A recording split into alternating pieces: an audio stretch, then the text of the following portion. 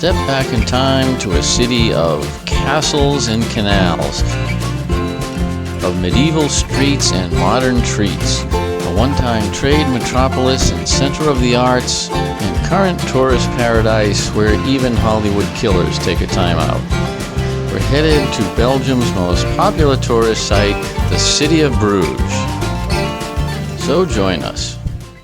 The city of Bruges today is Belgium's most popular tourist spot, an idyllic medieval city of canals. But 800 years ago, this was the largest city of Northern Europe, a city built on trade. We are here in Market Square, the center of the old and the current city of Bruges. And when this was a thriving commercial metropolis, this was the center of the market area.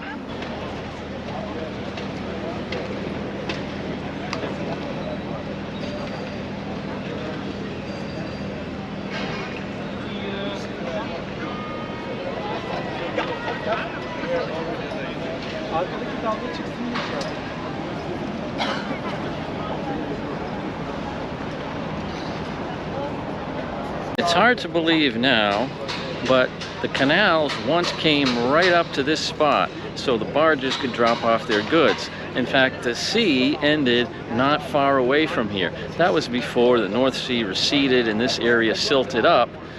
So this was once a thriving port city.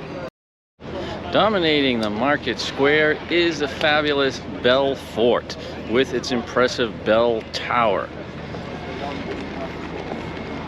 The lower section dates back to 1240, the glory days of this commercial city. It housed the treasury and the city archives. The actual tower was added in the 1400s and repaired several times as the tower was struck by lightning. From the top you can get great views over the city, although you have to walk up 366 steps, one for every day of the year, but only if you go up on a leap year.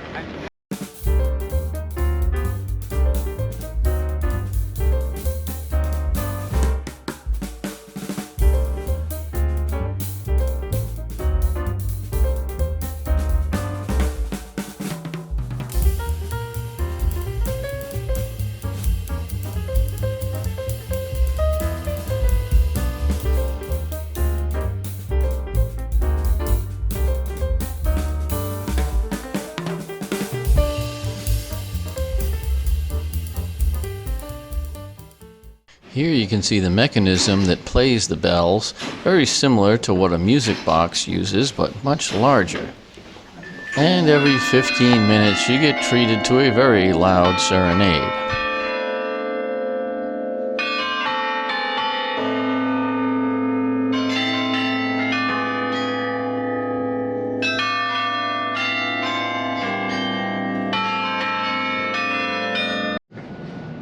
At the top, City of Bruges puts those other wannabes in their place, and you can get great views out over the city.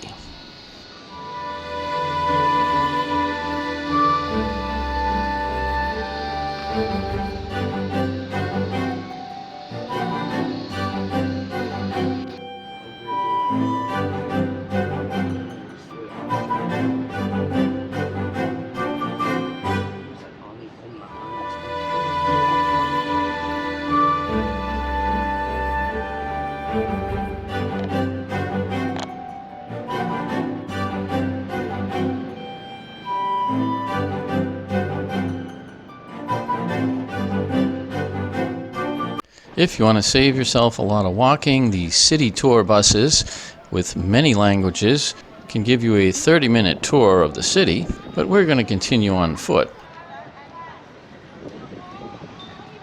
On Market Square, the Provincial Palace celebrates Bruges' proud role as the seat of Western Flanders.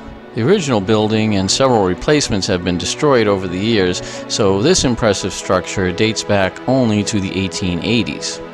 The ornate facade is topped by a statue of St. George killing the dragon.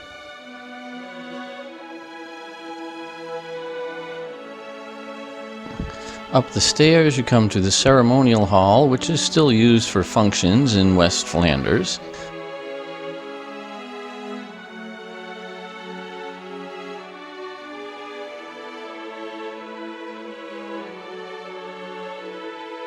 The walls are covered with pictures originally celebrating great Flemish figures, but these have been expanded in recent years to show the diversity of the region.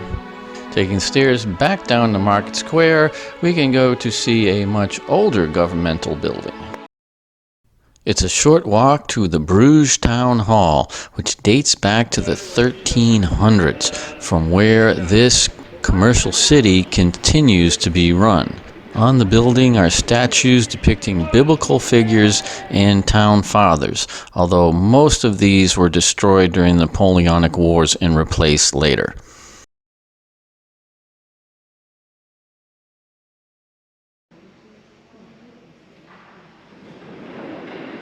Inside, meetings are still held in the impressive Gothic hall, and though these paintings are from the 20th century, they tell the story of Bruges. The lady in gold represents the city of Bruges itself. Here we see the city receiving its royal charter. Here is the famous Bruges painter Jan van Eyck, and this mural celebrates the Battle of the Golden Spurs, when the troops of Flanders in the black and gold defeated the forces of France. And always the celebration of trade. Here, merchants going out to sea, and a scene of Bruges market. And we can see that people have come from as far as the Middle East to be here. In the adjacent room is a really great history teaching tool. It's a terrain map showing Bruges and its relation to the natural environment. You put on these headphones with your language, and the displays show you how the natural environment and the city changed over the years. It's the best orientation to the city and its importance in history. As a country, Belgium is a fairly recent creation, dating back only to 1830. But its identity begins with the religious wars that racked Europe. Catholic Spain spent well over a century trying to conquer the very Protestant Netherlands. They eventually lost, as the Dutch punched way above their weight, but the result on the ground is what it often is after religious wars, a mix.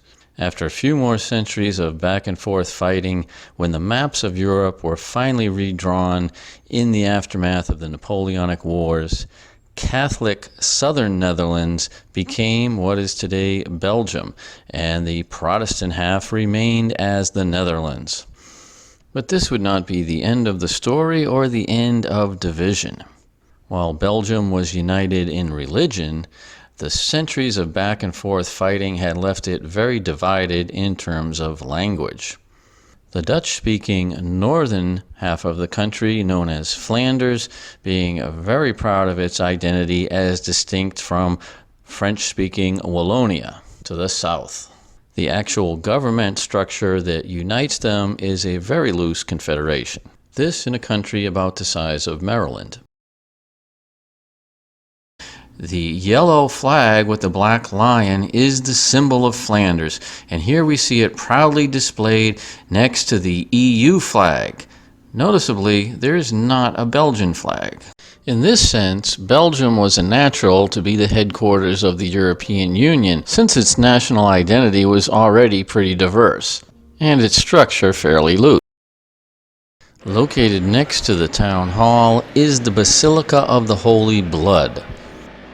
The exterior decoration reflects its connection to the Crusades. This church was very important in establishing Bruges as a major Catholic site. It was built in the 1100s by the Count of Flanders after one of the many crusades in which he participated. The lower part of the church still retains its appearance as a 12th century Gothic church. And while much is old here, the process of giving donations has been completely automated.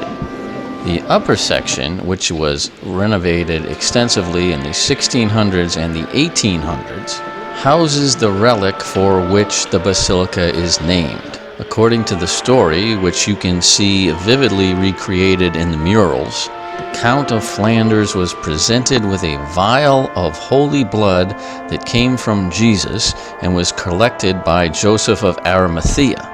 He brought it back here to what was one of the largest and most important cities of Europe at the time.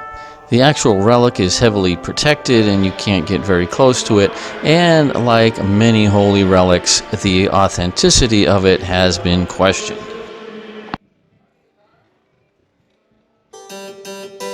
The old town of Bruges still retains its medieval charm, with the cobbled streets designed more for the tourists than the suspensions of the cars that pass by. And quite daring are the bus drivers who have to navigate these narrow streets. These blue and white emblems indicate historical buildings throughout the city. The statues of the Virgin Mary and Jesus adorning so many of the buildings were part of a deliberate campaign to spruce up the city. Any building owners who added these statues got free gas from the city, so you will see them all over.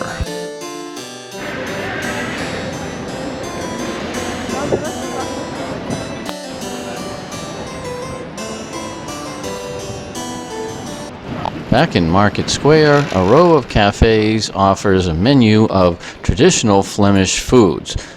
Mostly the same items on all the menus. And among the first items is always the Flemish beef stew. And everything in Belgium comes with Belgian fries.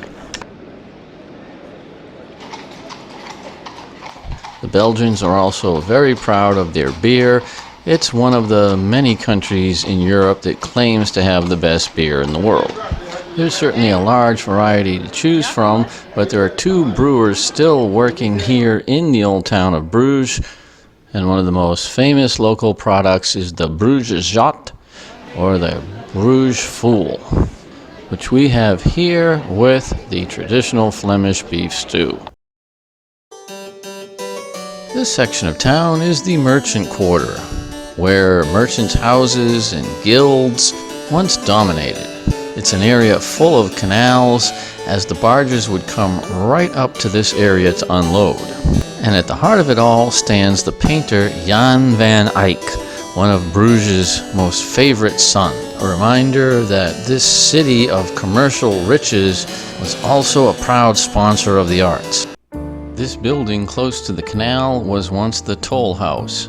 This is where barges would have to stop and pay their toll before going on. The building next to it belonged to the Stevedores Guild, and you can see the statues above the doors. Behind Van Eyck is the Porter's Lodge, which is where the powerful businessmen of the city used to meet. It now houses an exhibition of some modern art that you could live forever without seeing. And around the corner is the statue of Hans Memling, another of Bruges' great artists. Of course, being so connected to the sea, Bruges was a great place for the fish trade. The old fish market is now sometimes used as an outdoor arts and crafts bazaar. And this tall building opened in 1531 as the world's first dedicated stock exchange. It now hosts a radio station. Now we're going to check into our hotel, which is in a converted old merchant house.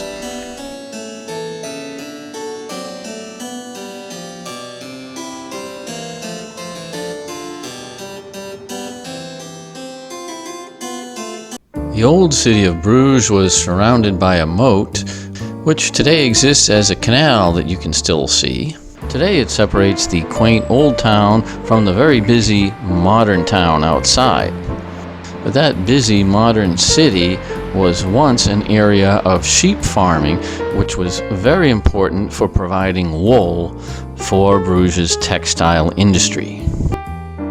A city wall once defended this rich commercial city from all the outside aggressors. Today only a few of the original gates still remain. Today it's a busy entry point to the old city where the transition from asphalt to cobblestones marks the step back in time. But this was a serious defensive fort, and you can still see the arrow slits which would be used against invaders who got this far. On the earth mounds by the moat, you can still see some of the old windmills that worked here. At one point they ringed the city and provided power for the textile industry. This windmill is actually capable of being rotated 360 degrees in order to catch the wind whatever direction it's coming from. Now it's off to two of the most important churches in town. The first is the Church of Our Lady, which dates back to 1270.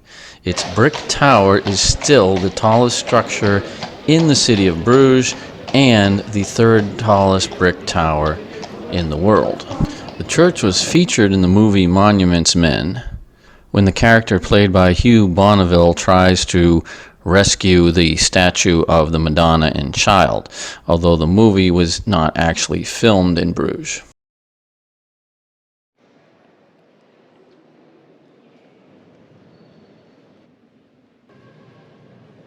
You can see part of the church for free, but you have to pay to get in to see the artifact that Hugh Bonneville and the Nazis were looking for. And that is the Madonna and Child by Michelangelo. Okay, not them. This marble statue, made in 1501, is the only one that Michelangelo allowed outside of Italy in his lifetime. And it was so coveted that Napoleon stole it, and later Hitler stole it. Today it's back in Bruges. The confessionals are flanked by elaborate wooden carvings depicting saints struggling with vice and virtue.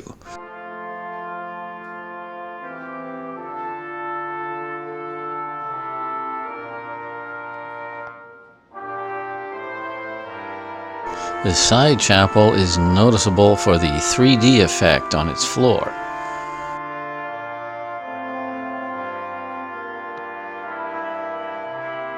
The brilliant stained glass windows were destroyed several times over the centuries of fighting, but replaced to give the church a bright feel.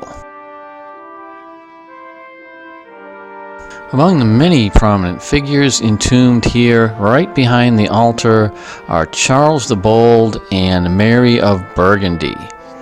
From the 1400s, when the Burgundians ruled over this area. Both are shown in full regalia, but also praying to show their piety, while the sides of their tomb display their royal lineages. A short distance from the Church of Our Lady is the Church of St. Salvador, the oldest church in Bruges. This was a smaller parish church that dates back to the 1200s. However, after Belgium got its independence in 1830, this became the seat of the bishop, and so a much taller tower was added to make it seem more imposing.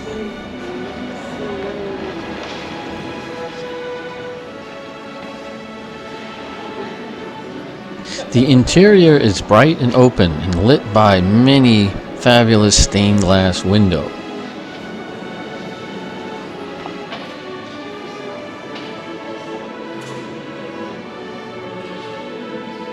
Beneath the altar, the architect offers up his creation to God, but not everybody here is so impressed.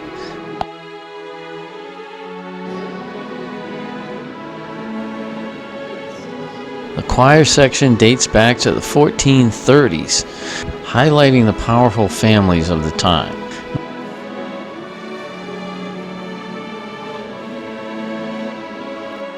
Numerous paintings in the distinctive southern low country style date back from the 14 to the 1800s, although many may be copies of works that were lost before. The impressive tapestries surrounding the altar area date back to the 1700s.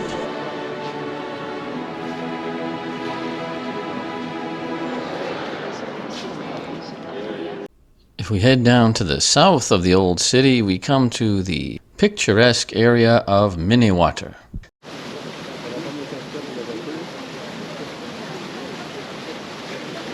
1,000 years ago, this was one of the richest places in the world, as big as London. It was built on trade, and trade from the waters, from the canals that we see behind us. The area fell into disrepair when the trade dried up, but it was given a second life with the boom in the tourist trade. Even at the height of the tourist season, this area is relatively peaceful. But even while trade was booming, part of this area was already set aside for religious devotion. The neighboring Beguinage was established in 1244 as a community of Beguines. Now, these were women who dedicated themselves to a pious, holy life, but they were not technically nuns. During the 15 and 1600s, this compound was very large, in part because so many of the men were dying in the wars going on at the time that left a lot of unmarried women. Since 1927, however, this compound has been a convent for Benedictine nuns. The compound is open for visitors to walk through, and there are signs asking visitors to obey rules of decorum and respect, which you will see all of the visiting tour groups completely disregard. At the center is a fairly humble church where you can see an 800-year-old statue of the Virgin Mary.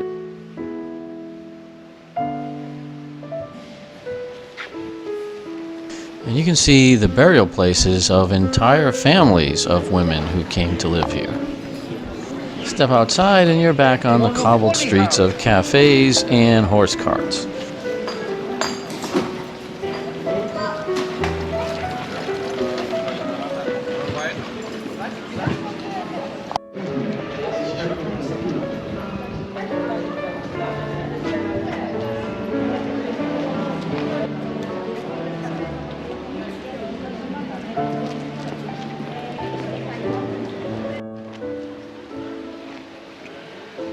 Bruges' quaint streets get plenty of visitors, but apparently it's still a great place to hide out if you're on the run from the mob. So you can have dinner in the cafes where Colin Farrell fought off the assassins. Among the traditional Flemish dishes is the chicken stew, served with the puff pastry and the extremely mandatory Belgian fries.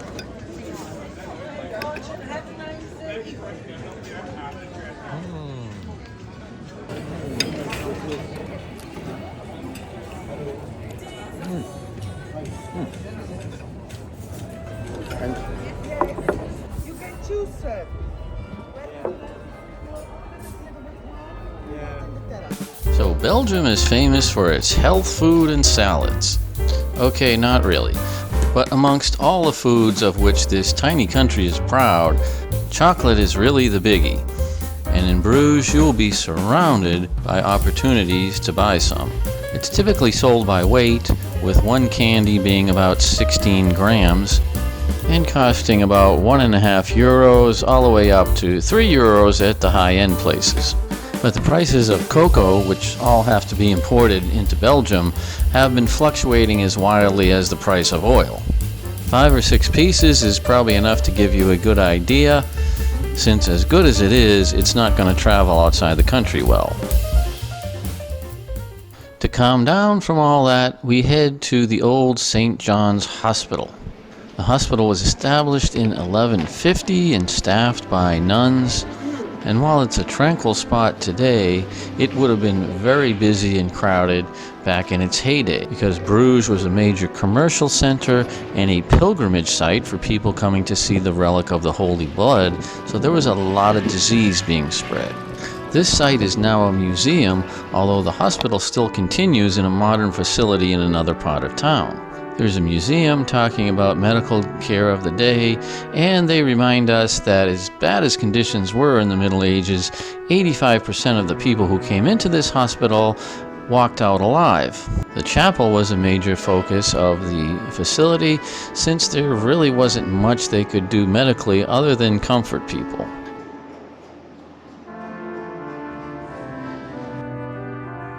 And there are still some relics that you can see today. The main attraction, however, is a collection of art from the 15th century master Hans Memling. In Bruges' commercial heyday, merchants would come from all over Europe to sell their goods, and some would take back works from Memling to their home countries. Memling also created this shrine to Saint Ursula. It supposedly contains her relics, although several other places also make the same claim. The story of Saint Ursula and a large group of traveling virgins being shot down by pagans with arrows is depicted on this shrine. The hospital also features some other somewhat unusual art, like this.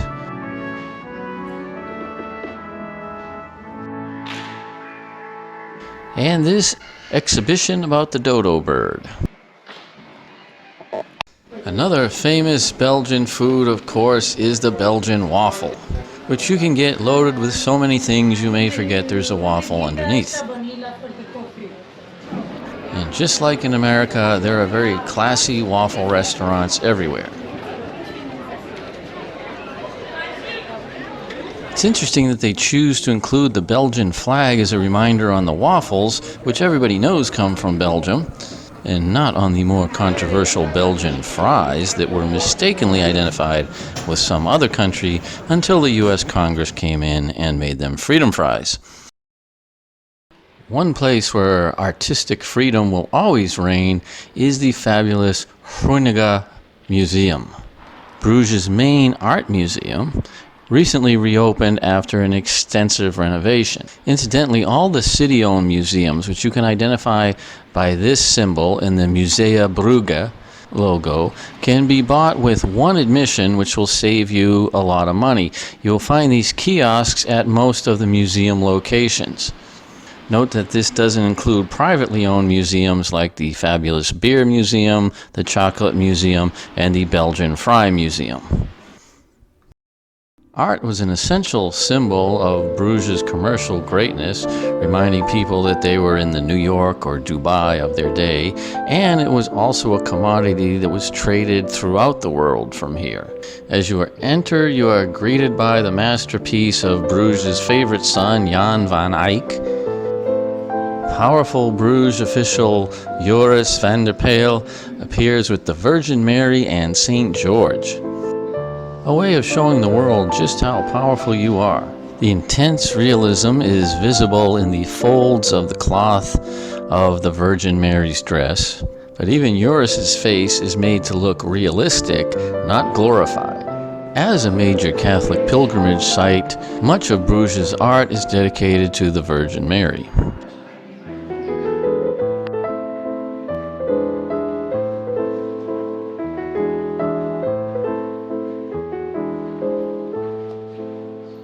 Pieter Porbos was Bruges' leading artist of the 1500s, known for his religious paintings as here. While this painting, which once hung in the town hall, shows the god Mars surrounded by the liberal arts, vanquishing ignorance.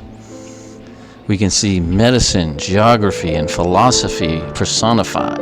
These paintings by Gerard David depict the ancient Persian king Cambyses passing judgment on a corrupt official who is then flayed alive, and in the background his skin is put on the chair of his replacement as a reminder. David painted this for the city hall as a reminder to officials working in this city. It's also noteworthy that despite the realism of these paintings, things were made to appear as in contemporary Bruges instead of the time they supposedly happened. Even here, as the story of Saint Ursula is told once again.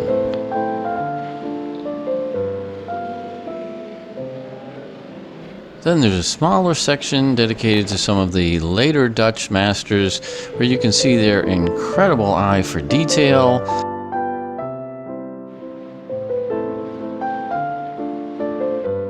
And finally, some modern works, just there so that you'll appreciate the old stuff. And after much searching, the most beloved of all Bruges sites. So that's all for this one-time commercial mecca. We're on to Antwerp and Brussels, so please catch up with us on the next videos. See you then.